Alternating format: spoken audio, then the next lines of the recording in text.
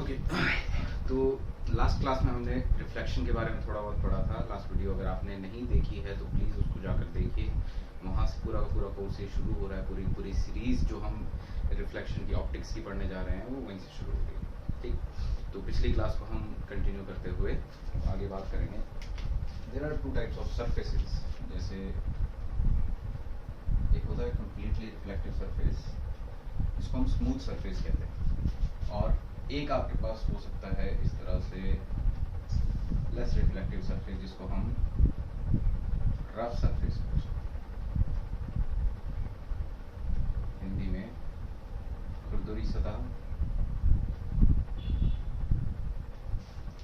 और चिकनी सतह। चिकनी सतह पर क्या होगा, आपके स्मूथ सरफेस पर क्या होगा,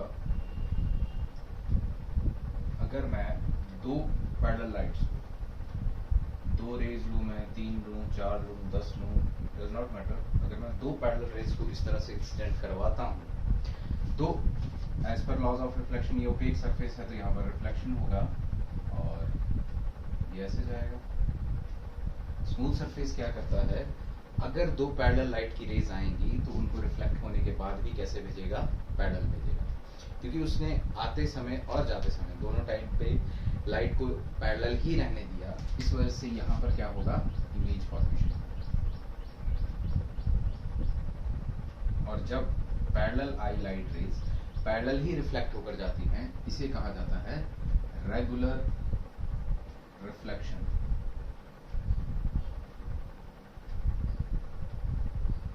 हिंदी में नियमित परावर्तन।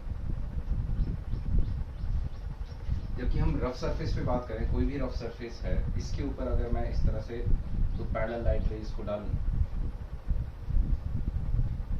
तो रिफ्लेक्शन के बाद क्या होगा, रिफ्लेक्शन के बाद ये एक दूसरे से नॉन पैरेलल वापस जाएंगे। अगर लाइट रिफ्लेक्शन के बाद, रिफ्लेक्शन से पहले वो पैरेलल आ रही थी लेकिन रिफ्लेक्शन के बाद वो नॉन पैरेलल वापस जाती हैं तो इसे कहा जाता है इररेगुलर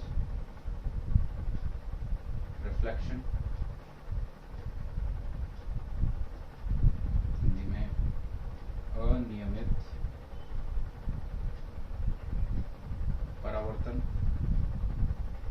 और यहाँ पर किसी भी तरह की इमेज का फॉर्मेशन नहीं होता, नो इमेज फॉर्मेशन, कोई प्रतिबिंब नहीं बनता। अब अगर हम बात करें कि चिकनी सतह कौन सी होती है, स्मूथ सरफेस कौन सा होता है, जैसे कि आपका मिरर, कोई भी मिरर आपका एक तरह का स्मूथ सरफेस होता है। वहाँ पर जितनी भी लाइट पड़ती है पैरेलल आएंगी और पैरेलल ही वापस चली जाती है। प्लेन मिरर की हम करस्पॉन्डिंग बात कर रहे होते हैं। तो प्लेन मिरर पे जब ये पैरेलल आने के बाद पैरेलल ही रिफ्लेक्ट होकर वापस जाएंगी तो वहाँ पर क्या होगी, आपकी रेगुलर रिफ्लेक्शन होगी और आपका इमेज फॉर्मेशन होगा। वैसे ही अगर खुरदुरी सतह की बात करें तो जैसे कोई वॉल, दीवार, रोड हो गया, रास्ता हो गया, इन चीज़ों पर अगर पैरेलल लाइट रेज पड़ेंगी उसके बाद भी वो पैरेलल ही वापस नहीं जाएंगी, वो नॉन पैरेलल एक दूसरे से वापस जाएंगी। और नॉन पैरेलल जाएंगी तो कैसी रिफ्लेक्शन होगी, इररेगुलर रिफ्लेक्शन।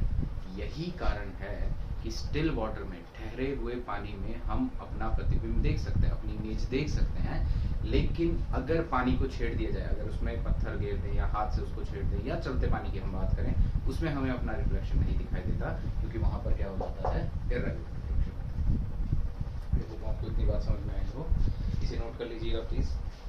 फर्दर अब हम बात करते हैं image formation by a plane mirror, कि एक प्लेन मिरर में किस तरह से इमेजेस बनती हैं।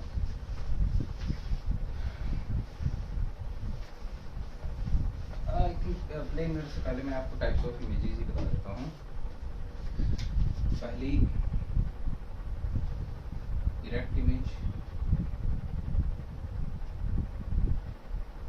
सीधा प्रतिबिंब।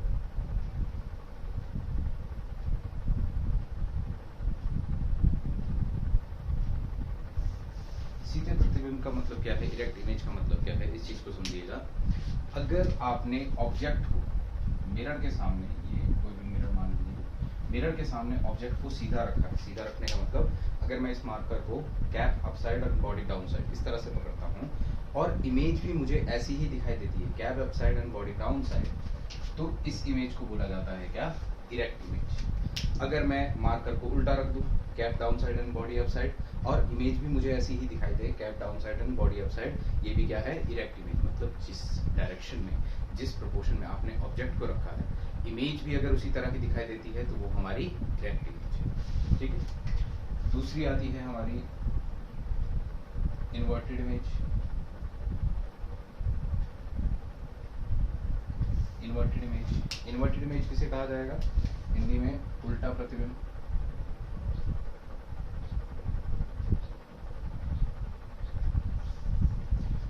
उल्टे प्रतिबिंब की बात करें तो यहाँ पर क्या होगा, अगर आपने ऑब्जेक्ट को सीधा रखा है, जैसे कि अगेन मार्कर को कैप अप बॉडी डाउन, लेकिन इमेज कैसी बन रही है, उसकी इमेज बन रही है बॉडी अप कैप डाउन। अगर इस तरह की इमेज बन रही है तो इसे कहा जाता है इन्वर्टेड इमेज। इन्वर्टेड इमेज का मतलब ऐसे समझ लीजिए कि अगर मैं इसको उल्टा रखूं, कैप डाउन बॉडी अप, तो इमेज कैसी बनेगी, कैप अप बॉडी डाउन। कई मिरर्स में इस तरह की इमेज बनती है। जैसे जैसे हम आगे बढ़ते चले जाएंगे, हमारा चैप्टर आएगा लेंस एंड मिरर, वहाँ पर हम अच्छे से देखेंगे कि कहाँ कहाँ पर इमेजेस आपकी इरेक्ट होती हैं, कहाँ कहाँ पर इन्वर्टेड होती हैं, और ये क्वेश्चन पूछे जाते हैं। ऐसे ही तीसरा आपका आता है एक टर्म, रियल इमेज, वास्तविक प्रतिबिंब। वास्तविक प्रतिबिंब की बात करें, रियल इमेज की बात करें, रियल इमेज किसे कहा जाएगा, अगर किसी इमेज को आप किसी पर्दे पर उतार सको, मतलब किसी शीट के ऊपर अगर आप इमेज बना सको, इमेज अगर किसी शीट के ऊपर बन रही है तो वो क्या है, रियल इमेज है, वास्तविक प्रतिबिंब है। जैसे कि आपने देखा होगा जो आपके प्रोजेक्टर्स होते हैं, जिनकी हेल्प से आप मूवीज देखते हो या फिर कोई प्रेजेंटेशन देते हो, वो प्रोजेक्टर से जो लाइट निकलती है, वो लाइट का जो इमेज है, वो इमेज क्या होती है, एक स्क्रीन के ऊपर बन जाती है, पर्दे के ऊपर बन जाती है। तो अगर स्क्रीन के ऊपर वो बन सकती है, पर्दे के ऊपर बन सकती है, तो वो क्या है, रियल इमेज है, वास्तविक प्रतिबिंब। और चौथी टर्म आती है वर्चुअल इमेज, आभासी प्रतिबिंब। वर्चुअल इमेज, आभासी प्रतिबिंब। आभासी प्रतिबिंब उसे कहा जाता है जिसे आप पर्दे पर नहीं उतार सकते। रियल इमेज है जिसे पर्दे पर उतार पाओगे, आभासी यानी कि आपकी वर्चुअल इमेज है जिसे आप पर्दे पर नहीं उतार सकते। जैसे कि अगर प्लेन मिरर, घर पे प्लेन मिरर होता है ना, बस उस प्लेन मिरर के सामने जाकर अगर आप खड़े हो जाओगे तो आपको क्या करेगा, पीछे अपनी इमेज दिखाई देगी, लेकिन एक्चुअल में वहां पीछे जाकर देखोगे तो क्या कोई इमेज होगी, नहीं होगी। जो इमेज आपको दिखाई दे रही है, क्या उसे किसी पर्दे पर उतार सकते हो, नहीं उतार सकते। उसे कहा जाता है आपकी क्या, वर्चुअल इमेज, आभासी प्रतिबिंब। ठीक। अब फर्दर अगर हम बात करें तो इनमें रिलेशन क्या रहता है, एक चीज आपने हमेशा याद रखनी है, एग्जाम में क्वेश्चन पूछा जाता है कि आपके प्लेन मिरर से इमेज बन रही है, उसका नेचर क्या है, आपके कनकेव मिरर से इमेज बन रही है, उसका नेचर क्या है।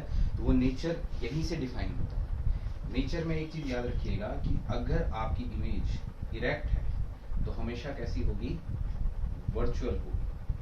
अगर प्रतिबिंब आपका सीधा बना तो वो हमेशा कैसा होगा, आभासी होगा।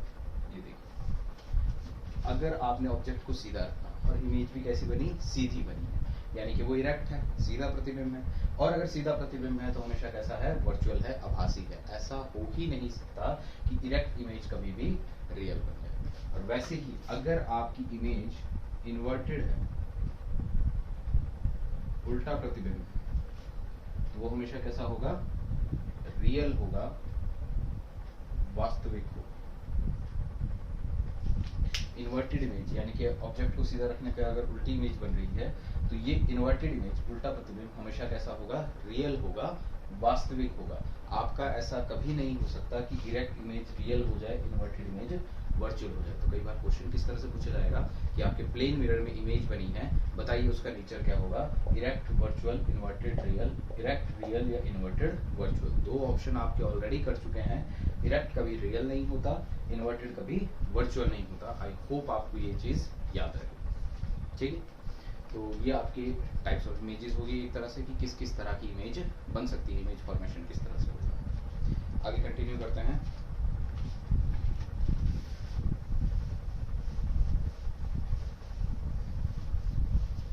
अब आप हेडिंग डालिए image formation by a plane mirror, image formation by a plane mirror, समतल दर्पण द्वारा प्रतिबिंब, समतल दर्पण द्वारा प्रतिबिंब, इमेज फॉर्मेशन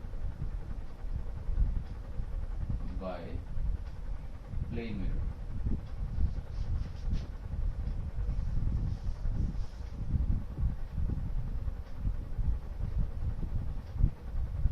प्लेन मिरर की बात करें तो सबसे पहले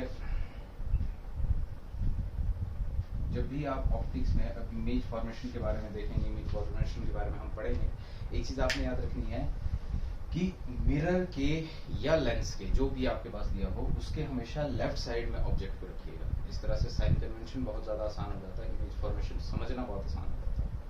तो ये आपका प्लेन मिरर है। प्लेन मिरर में जो आपकी ये साइड है जहां पर मैंने शेड किया है, ये शेडेड साइड कहलाती है, और सामने वाली साइड आपकी शाइनी सरफेस है। शाइनी सरफेस के सामने ऑब्जेक्ट होगा तो इमेज बनेगी, पीछे ऑब्जेक्ट होगा तो इमेज नहीं बनेगी। अब इसके सामने अगर मैं ऑब्जेक्ट को रखूं, हालांकि आपके प्लेन मिरर से, आपके समतल दर्पण से जो प्रतिबिंब बनते हैं वो किस तरह के बनते हैं आपको ऑलरेडी पता है, बचपन में आपने पढ़ा है, घरों में आप देखते हैं। मान लीजिए कि एक ऑब्जेक्ट रखा है प्लेन मिरर के सामने L डिस्टेंस पे, तो इसकी जो इमेज बनेगी वो प्लेन मिरर के पीछे L डिस्टेंस पर ही बनेगी। अगर ऑब्जेक्ट की हाइट आपके पास है h, तो इमेज की हाइट भी आपके पास क्या आएगी, h। दैट इज इस समतल दर्पण के सामने जितनी दूरी पर वस्तु को रखोगे, प्रतिबिंब समतल दर्पण के पीछे उतनी ही दूरी पर बनेगा। समतल दर्पण के सामने जितनी ऊंचाई की वस्तु रखोगे, समतल दर्पण के पीछे उतनी ही ऊंचाई का प्रतिबिंब बनेगा। और अगर हम इस प्रतिबिंब की बात करें तो आपको पता होगा ये लेटरली इन्वर्टेड होता है, लेटरली इन्वर्टेड, दैट इज पार्श्व रूप से व्युत्क्रमित, पार्श्व रूप से व्युत्क्रमित। इसका मतलब समझिए, आपने देखा होगा घर में, अगर आप प्लेन मिरर के सामने अपना लेफ्ट हैंड उठाओगे तो मिरर में इमेज क्या करेगी, अपना राइट हैंड उठाएगी। अगर आप प्लेन मिरर के सामने अपना राइट हैंड उठाओगे तो इमेज क्या करेगी, अपना लेफ्ट हैंड उठाएगी। मतलब मिरर में जब इमेज बन रही है, प्लेन मिरर समतल दर्पण की हम बात कर रहे हैं, इमेज बन रही है तो वहां लेफ्ट का राइट हो जा रहा है और राइट का लेफ्ट हो जा रहा है। इसे कहा जाता है लेटरली इन्वर्टेड, पार्श्व रूप से व्युत्क्रमित। ठीक है। और एक और चीज पीछे हमने अभी कुछ देर पहले ही पढ़ा है कि अगर ऑब्जेक्ट को सीधा रखने पर प्रतिबिंब भी क्या हो, सीधा हो। इसका मतलब वो कैसा हुआ, इरेक्ट। कैसा हुआ वो, इरेक्ट, सीधा।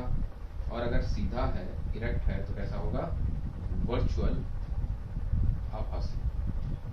तो समतल दर्पण में जो हमारा प्रतिबिंब बनता है वो कैसा है, वो हमारा आभासी।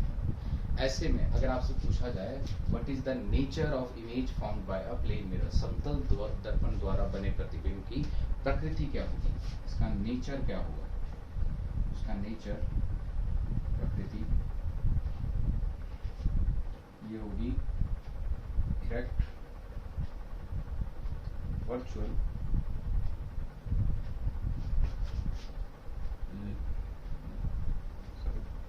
at same distance,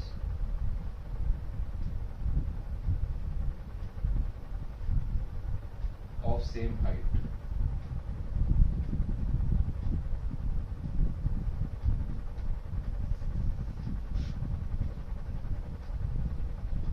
and laterally inverted, that is प्रतिबिंब आपका सीधा होगा, आभासी होगा,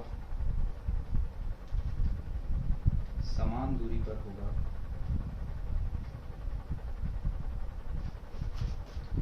समान आकार का होगा, वह पार्श्व रूप से व्युत्क्रमित होगा, पार्श्व रूप से व्युत्क्रमित होगा। ये नेचर है, ये प्रकृति है किसी प्रतिबिंब की जो समतल दर्पण में बनता है। आई होप आपको इतना समझ में आया होगा। अगली क्लास में हम मिरर में कितना इमेजेस बनती हैं, किस तरह से इमेजेस बनती हैं, और आपके जो मिरर है उसका यूज़ कहाँ कहाँ है वो देखेंगे। Thank you.